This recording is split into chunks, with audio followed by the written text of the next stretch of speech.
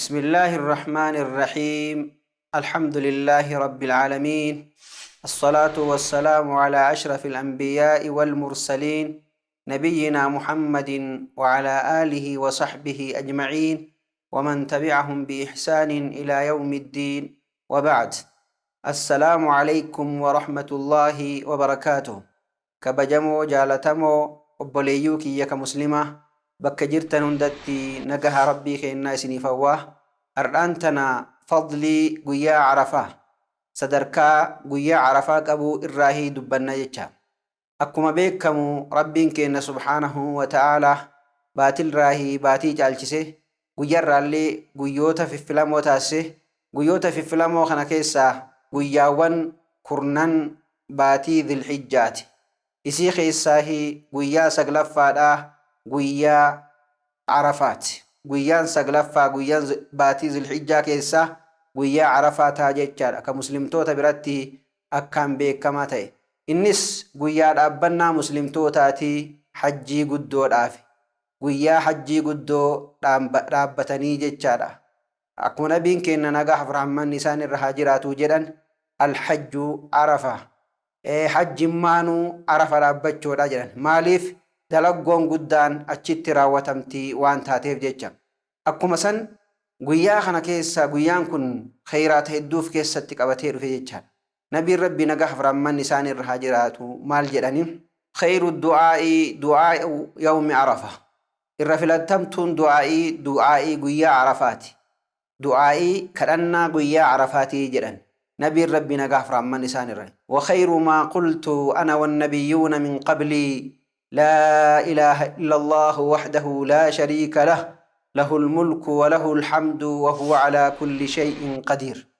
نبي ربي نجح فرام من لسان الرهاجرات ومال جدًا إرفلتمتون جتشوتا كان جده كنبيون ندور عليه جدني ويا عرفا كان مالي جدني لا إله إلا الله ربي مالي ربي توكيش مالي هكان جبرمان هنجر وحده لا شريك له inni tokkocha yagutoo wayiitu saahiba wayiitu waahila wayiitu waa hin qabu.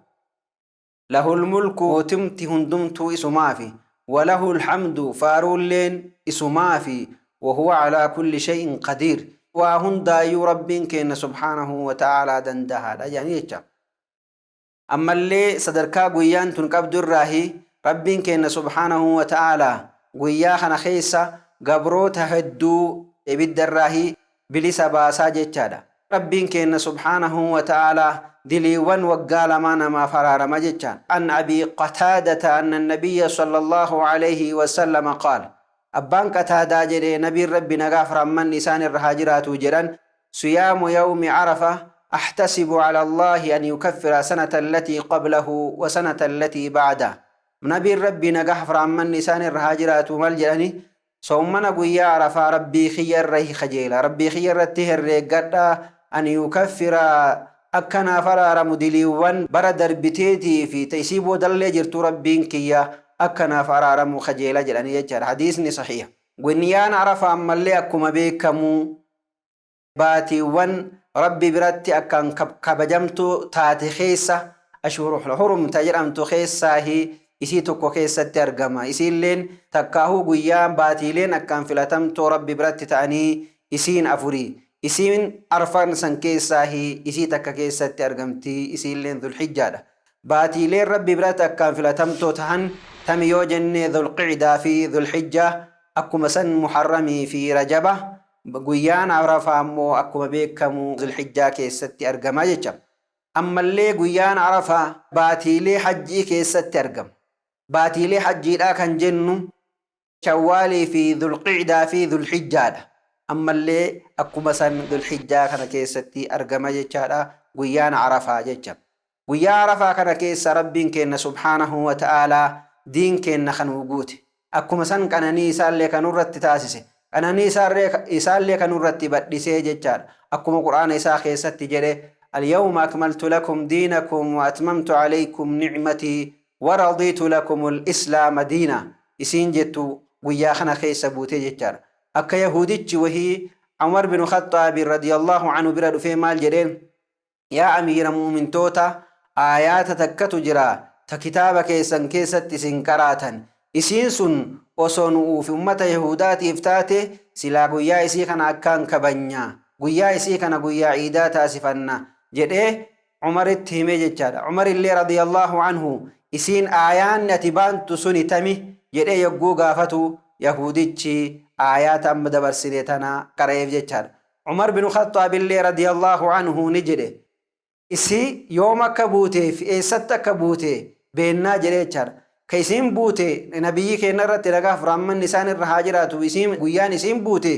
قيا عرفاتي حال إسان عرف ربته تانين جدّا أكو مثلا قيان سن اللي قيا جمعاتي جده عمر بن خطاب رضي الله عنه ربين إسرائي حاجالة جدّا أكو مثلا إسين قيا عيداتي ور موقفاتي قال النبي صلى الله عليه وسلم نبي ربي نجح فرمان نسان الرهاجرات نجدني يوم عرفة قيان عرفة ويوم النحر أكو مثلا قيان قالوا مسالة إسين قيا قرنا فارا وأيام منا قيالين منا سدن أيام التشريق كجرامي بكمان إسين عيدنا أهل الإسلام عيد كينك ور إسلاماتي جلني جت نبي ربي نجح فرحمن إسان الرهاجراتو أما اللي وانت قرامو جتارا تكبيرة وشيخ يستبا إفتما جتارا يا قبرو تربي قيا ذو الحجة توكو جتر راهي جلقبي فجري سنر راهي تكبيرة نمو جدا جتار قيا إسين غنما توكو جتر راهي جلقبي